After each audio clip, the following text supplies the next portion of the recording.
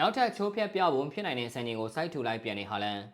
မန်စီးတိုက်စစ်မှုအာလင်ဟာလန်ဟာဒီနေ့မနေ့ကစားခဲ့တဲ့ဖွယ်နဲ့ပရီးမီယာလိဂ်ပွဲအဆင့်ပြီးမှအင်္ဂလန်ဘောလုံးသမိုင်းတစ်လျှောက်နောက်ထပ်ချိုးဖျက်ပြဖို့ခက်ခဲတဲ့စံချိန်တစ်ခုကိုစိုက်ထူနိုင်ခဲ့ပါတယ်။ဒီပွဲစဉ်မှာမန်စီးတီးကဖွယ်ကို9ဂိုး4ဂိုးနဲ့နိုင်ရရှိခဲ့တာဖြစ်ပါတယ်။စီးတီးအနေနဲ့9ဂိုး1ဂိုးထိဦးဆောင်ထားနိုင်ခဲ့ရကနေကန်ဆင်မားတွေကြောင့်ဖွယ်ဘက်ကိုခြေပါဂိုးတွေပြန်ပေးလိုက်ရပြီး9ဂိုး4ဂိုးဆိုတဲ့အနေအထားထိဖြစ်သွားခဲ့သေးတာပါ။ဒီပွဲမှာသွင်းဂိုး1ဂိုးသွင်းနိုင်ခဲ့တဲ့ဟာလန်ဟာအခုဆိုရင်ပရီးမီယာလိဂ်သွင်းဂိုး100ပြည့်မြောက်သွားခဲ့ပြီဖြစ်ပါတယ်။ဟာလန်အနေနဲ့ပရီးမီယာလိဂ်ပွဲ112ပွဲကစားပြီးသွင်းဂိုး100ပြည့်မြောက်ခဲ့တာကြောင့်ပရီးမီယာလိဂ်သွင်းဂိုး100အမြန်ဆုံးပြည့်မြောက်တဲ့ကစားသမားအဖြစ်မှတ်တမ်းသစ်ရေးထိုးနိုင်ခဲ့တာဖြစ်ပါတယ်။ဟာလန်မတိုင်ခင်ဂိုး100အမြန်ပြည့်မြောက်တဲ့ကစားသမားကနျူကာဆယ်ကနန်ဝင်လန်ရှာဖြစ်ပြီးပွဲပေါင်း124ပွဲအထိကစားခဲ့တာဖြစ်ပါတယ်။ဟာလန်ဟာသူ့ရဲ့သွင်းဂိုး100အပြည့်မှတ်တမ်းမှာပါဝင်နိုင်ခဲ့တဲ့အတွက်ယင်းနှိခံစားချက်တွေကိုလည်းခုလိုပြောလာခဲ့ပြီးပါတယ်။ဒါကမှတ်တိုင်ကြီးတစ်ခုပါကျွန်တော်ရန်လည်းခေါ်ယူမိပါတယ်ဒီကိစ္စကတကယ်အကြီးကြီးပါ။ယာဘီကလပ်ကိုပါဝင်ခွင့်ရခဲ့တာကောင်းတဲ့ကိစ္စဖြစ်ပြီးကျွန်တော်လည်းပျော်ပါတယ်လို့ Sky Sport နဲ့အင်တာဗျူးမှာပြောဆိုသွားခဲ့တာဖြစ်ပါတယ်။ဟာလန်ရဲ့သွင်းဂိုးနဲ့ပတ်သက်ပြီးလန်ရှီယာကလည်းဟာလန်ဟာပြည့်ပြည့်စုံတဲ့နံပါတ်9ကစားသမားဖြစ်ကြောင်းချီးကျူးသွားခဲ့ပါတယ်။ဟာလန်ဟာစီးတီးနဲ့2034ခုနှစ်ထိစာချုပ်ရှိနေတာကြောင့်အချိန်မှာသူ့ရဲ့ပရီးမီယာလိဂ်သွင်းဂိုးအများဆုံးဂိုး260စံချိန်ကိုဟာလန်ကကျော်တက်နိုင်လိမ့်မယ်လို့လည်းရှီယာကယူဆနေပါတယ်